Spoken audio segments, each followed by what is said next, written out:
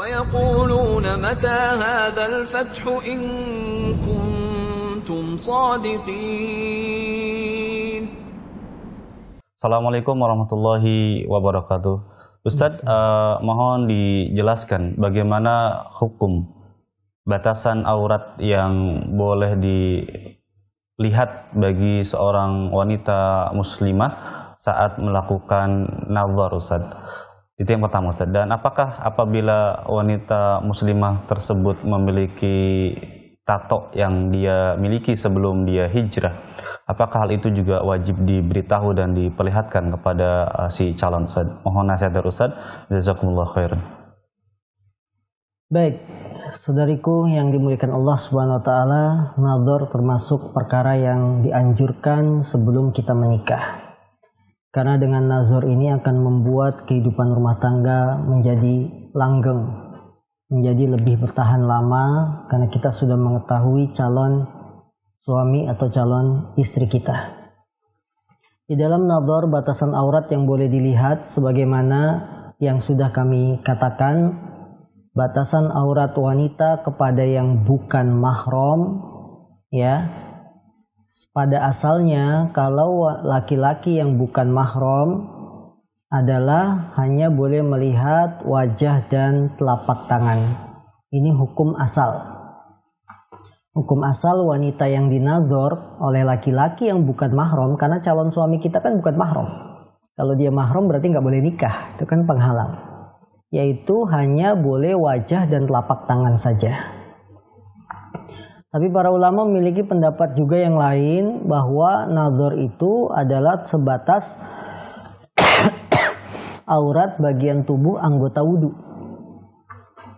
Anggota wudu seorang wanita muslimah. Maka boleh melihat rambut, telinga, tangan sampai siku, kaki sampai kedua mata kaki. Sehingga kalau kita gabungkan dua pendapat ulama ini, pendapat pertama mengatakan wanita yang dinazar boleh wajah telapak tangan. Pendapat kedua anggota wudu. Maka dengan demikian paling maksimal laki-laki calon suami yang ingin melihat calon istrinya hanya sebatas anggota wudu, sudah. Tidak boleh lebih dari itu. Ya, ini batasan auratnya. Jadi anggota wudu.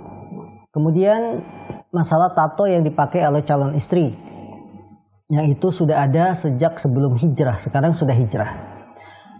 Jawaban kami, kalau memang tato itu ada di bagian anggota wudu, anggota badan kita yang merupakan anggota wudu, maka tato itu perlihatkan kepada calon suami. Misalnya, tatonya di mana? Tangan, pergelangan, ya. Atau di mana lagi? Leher. Ya, di bawah telinga. Diperlihatkan. Kalau memang tato itu ada di bagian anggota wudu tubuh kita, boleh diperlihatkan. Atau di mana? Tatonya di telapak kaki. Tato telapak kaki ada tidak? Perlihatkan. Karena kaki itu anggota wudu, boleh dilihat.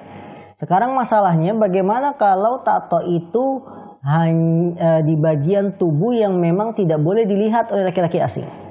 Punggung, apalagi dada atau di paha. Ini kalau tatonya yang dimiliki seorang wanita muslimah, calon istri yang dilihat oleh calon suaminya pada bagian aurat tubuh yang tidak boleh dilihat, dia hanya boleh mengabarkan tapi tidak boleh diperlihatkan. Bilang kepada calon suaminya, mohon maaf, saya punya masa lalu yang tidak pantas ditiru, yaitu saya pakai tato dan itu ada di bagian punggung kecil, tidak besar.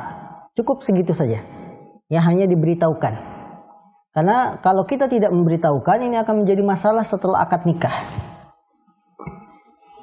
Informasi istri